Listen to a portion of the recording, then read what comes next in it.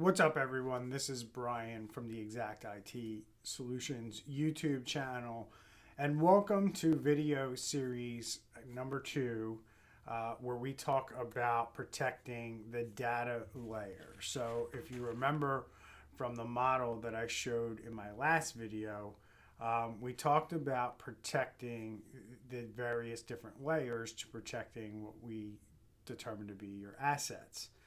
So now we're going to go through each layer in that circle and show you what it takes and what you should be considering at each specific layer. The first layer that we're going to cover in today's video is data. And what we're going to cover today in today's video is how you prevent hackers and how you prevent unauthorized access to your data. So this is a high-level talk. This isn't going to get too technical, but we are going to highlight the things in this manner. So what we're going to do is we're going to talk about the essential things that businesses need to do, basically every business. Then we're going to talk about what security conscious or forward-thinking companies should be doing inside of their company. Maybe you don't have regulations, but maybe you just want to do cybersecurity better than the average bear.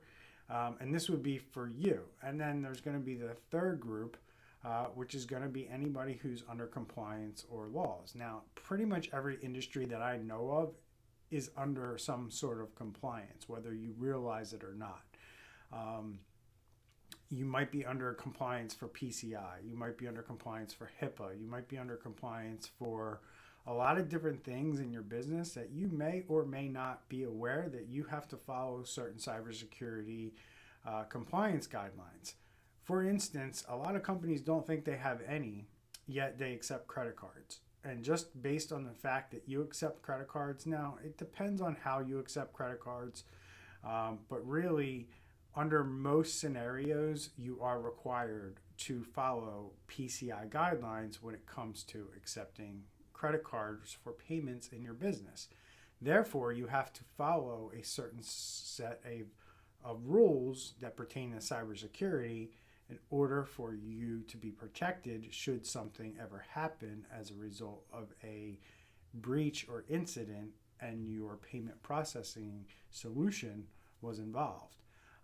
Some other industries, it's very evident, like in the financial service industry, it's very evident that you're under compliance. So the more important things that I talk about in the third group of issues that I'm going to cover today will pertain to the companies that have more compliance needs.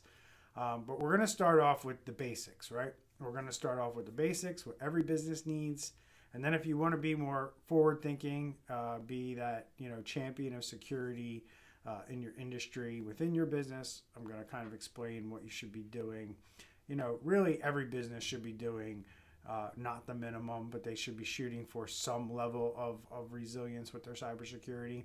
And then we're going to talk about the more stringent areas for compliance and areas where you have to follow laws and regulations. So that's how it's going to flow. That's how it's going to go. And today we're going to cover how you prevent hackers and other people from getting to your data, people who shouldn't have access to it. How do we prevent that? And what are the things that we need to do? And what are the things that we need to consider?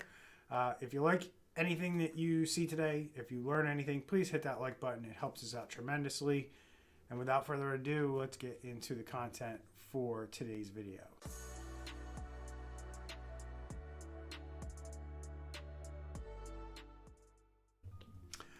Okay, so today, again, we're going to talk about the data layer, which is the first layer outside of protecting your assets from my circle bubble model that I demonstrated to you in the intro video. If you didn't watch the intro video, I highly recommend going back and watching that one first, so you get an idea of how this course is laid out and what we're going to be teaching you. But the first layer that we are going to kind of tackle in video number 1 here is how to prevent hackers and other people who aren't supposed to get to your data from getting to your data. Now, obviously, we are trying to prevent hackers from getting to this data, but you also need to consider that your employees can get to this data. People, vendors, and people that may be other employees that shouldn't have access to this data can also get to this information. And you really want to try to segregate your data as much as humanly possible from people getting to that information who shouldn't have access to it. Now, a lot of companies that we work with will do things like put all their files on one big drive, right? And everybody has access to that drive. They don't consider segregating it out based on roles in the company and things like that. And that's not really a smart way to go about things. And people are like, well, we don't want to go through the time of separating it and managing it and segregating it. But the reality of it is like, why would you let somebody in sales have access to company financial information, profit loss statements, that type of information, things like taxes, things like payroll information. That stuff should all be segregated out where somebody can't stumble upon something like that. And information that high-level managers and the owners of the company and the decision makers and the C-suite are storing data and sensitive information, that shouldn't be available to the lowest people in your company. The other side of this is that let's say somebody, a junior salesperson or an intern downloads a virus or malware or ransomware, and they have access to all this high level stuff. Well, if they didn't have access, you can mitigate or you can reduce the amount of damage that intern can do in your network, versus giving them full access to everything. And now when a hacker gets control of that intern's computer, they now have access to everything that person has access to, including your sensitive company files that, had you been able to segregate that access, you wouldn't be having to deal with your high level stuff being encrypted or hit with ransomware. They wouldn't have been able to get to that, and you would have segregated it off, and it would never have gotten compromised in the first place. So this is like the simple stuff that you need to be doing. But for every single business that's out there, when we're talking about prevention, you need to put considerations around data destruction and how you're going to get rid of data. We've seen too many instances where businesses get rid of equipment. And this doesn't just include hard drive destruction. This also includes making sure that the memory chips and the various little modules that are built into computer systems don't retain or store information that a hacker could then pull a piece of hardware out, like a motherboard, and then start reading what's stored inside of a certain module or a memory module or some kind of storage chip that was built into the system. When you get rid of data, there are certain things you need to do. Yes, you need to pulverize or destroy the hard drive, but you also need to pulverize and destroy motherboards and memory chips, or you at least need to put them through a data sanitization process where those chips and those motherboards are basically reset, and the only information on them is all zeros or no information at all. And a lot of companies don't go far enough to think about that, and they just throw things out, or they give it to a company, and there's no chain of custody as to what happens to that equipment after they take it off your hands. They could actually do proper data destruction, at which point they should be giving you a certificate of destruction, or they could take it and resell it. They could repurpose it. They could just throw it in the woods somewhere, and then somebody comes along and finds it and decides, hey, let me see if I can sell this. Is it worth anything? And then they sell it to somebody who then, collects it. And then there's a massive market on the dark web for selling things like flash drives and motherboards. And you can buy this stuff, and if you're interested, you can buy it and you can start looking through this stuff. You can buy hard drives, you can buy memory chips, you can buy cell phones on the dark web. that were found or stolen from somewhere, and then they're given to you, and you can do whatever you want with it once you have it in your possession. You can start combing through it to see if you can find data and personal information. And this is happening all the time on the dark web. So that's the one thing, if you're going to do in any single business that I recommend you do, it's 100% make sure you have a very, very good process for destroying your data, and making sure that data destruction is something that you have a process around, and that you understand that nothing leaves your building until it goes through that process. Don't just put your equipment in the dumpster. It's a really, really, really bad idea. So that's mandatory for all businesses, no matter what. That's how we prevent data from getting in the hands of the wrong people. If you want to do a Google search on this, there was a big story on trying to think of the name of the big firm. It wasn't Edward Jones, but it was Morgan Stanley. Morgan Stanley had a huge breach where they didn't know where massive amounts of servers went when they closed out a data center. And this is a highly regulated company, but they did not follow their own process, and they got rid of hundreds of servers out of a data center that they have no idea where they ended up, because they didn't follow a proper process and get rid of this equipment. And not only that, once it was discovered that this problem occurred with Morgan Stanley, they were fined and investigated, and all kinds of very costly things happened to Morgan Stanley. So now we're going to dive into what a security conscious company and security conscious companies need to consider at a mandatory level. So if you want to consider yourself to be security conscious, kind of above the fold of everybody else, here are the two things that I recommend that you do to prevent your data from getting accessed by somebody who shouldn't have it. Data destruction is definitely one of them, but right on top of that is email archiving. And why email archiving is important is because emails can disappear in many, many number of ways. They can be deleted by employees, either on purpose or inadvertently. Things can be forwarded and sent to wrong people, which could open up a can of worms for a lot of different things. Especially if you're in like HIPAA and you have to control who sees what records to private health information. But you also need to consider like what happens if I'm asked down the road to produce evidence, or how did something get handled by a certain employee. Without email archiving in place, you have no real record or no real way to determine whether email communication is missing or was deleted or wasn't handled in a certain way. So what email archiving does is it takes a copy of every single email sent in and out of your company. So you have a record of that communication. And when it comes to compliance and it comes to data protection, having this is not only a good way to back up your email to make sure that you have it, but it's also a good way to make sure that you remain compliant, that you're keeping things stored for the set period of time that you're supposed to keep it stored. In a lot of cases, it's 7 years. Sometimes it's more, sometimes it's less. On average, it's about 7 years. And if you don't have an email archiving solution in place, then you have to do this manually.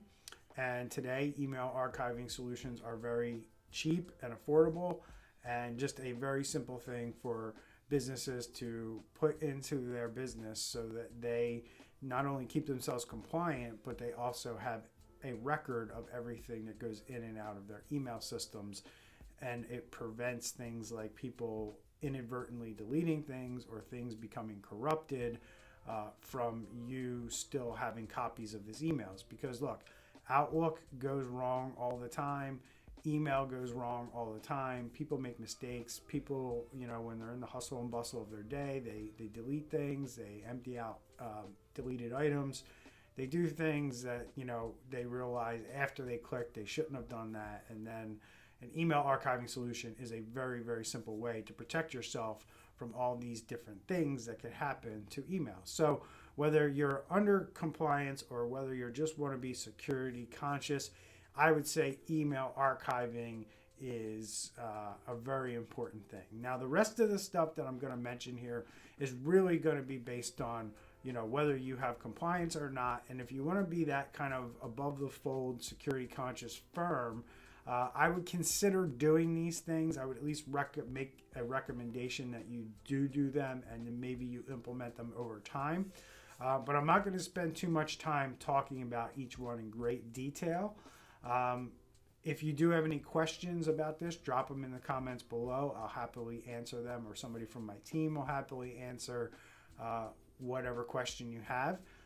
But the things you're going to want to consider if you're under a compliance-driven organization, or you have to follow laws around cybersecurity, these are the things that you want to be doing, and I wouldn't consider these things optional. I would consider them absolutely mandatory. And if you want to hack-proof your business, these are the things that you need to be considering and doing. So data asset management. Who is responsible for the data? Who is going to protect it? We usually recommend assigning a CISO, or a Chief Security Officer, Chief Information Security Officer at your company. This does not have to be a technical person or any cybersecurity type person.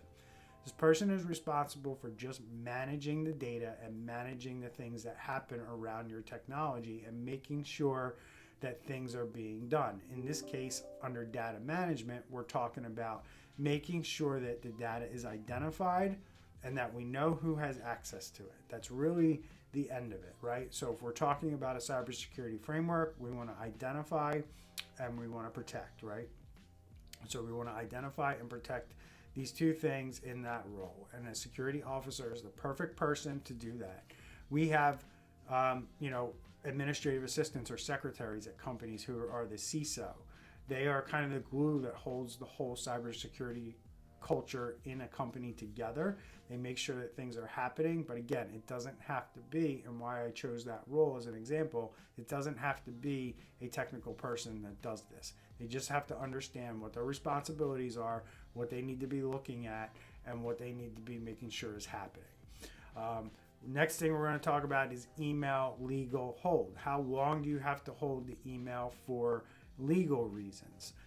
This could be based on contracts you sign. This could be based on regulations.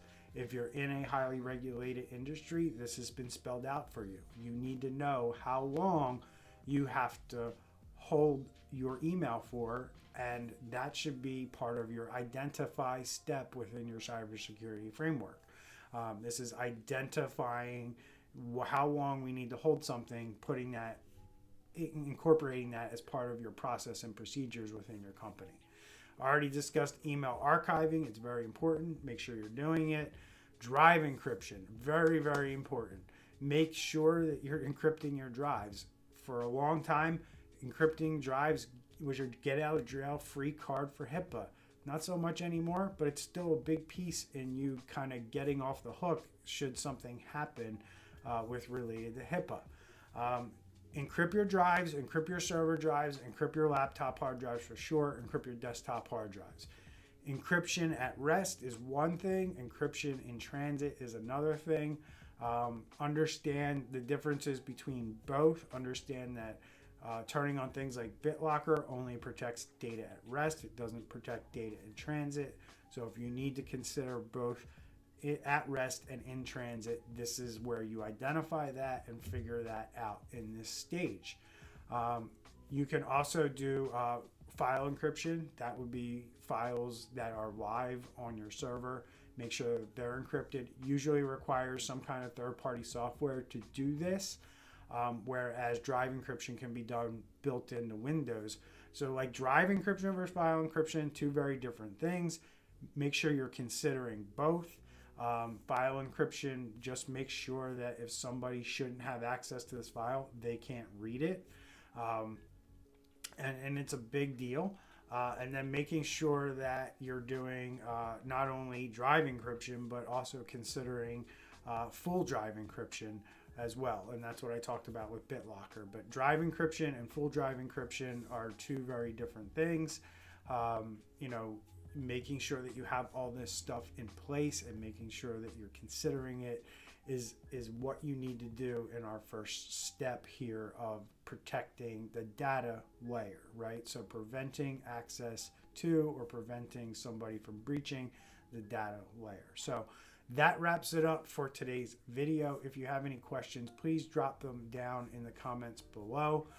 Our next video is going to be within this same section of the data layer and how we guard against it. How do we put a fence up around our data, what we need to do and what we need to protect, and how we guard that data so it's you know, essentially protected should the prevention step work.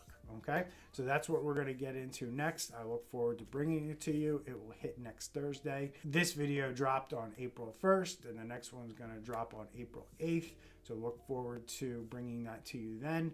Again, if you have any questions, drop them down below. If you enjoyed this content, if you were educated in any way, please hit the like button. It helps other people find this content.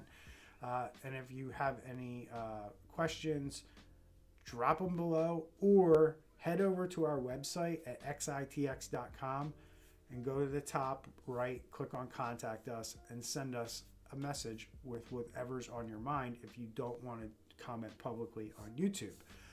Maybe you're dealing with something and you want our help. That's a way you can reach out to us. The final thing is subscribe to our channel if you're so inclined. When we put videos out like this and when we add on to this video series, you'll get notified. So subscribing to our channel will help you get that. So I hope you enjoyed this, folks. Let me know how I can improve these videos. I'd love to hear from you and drop them in the comments below.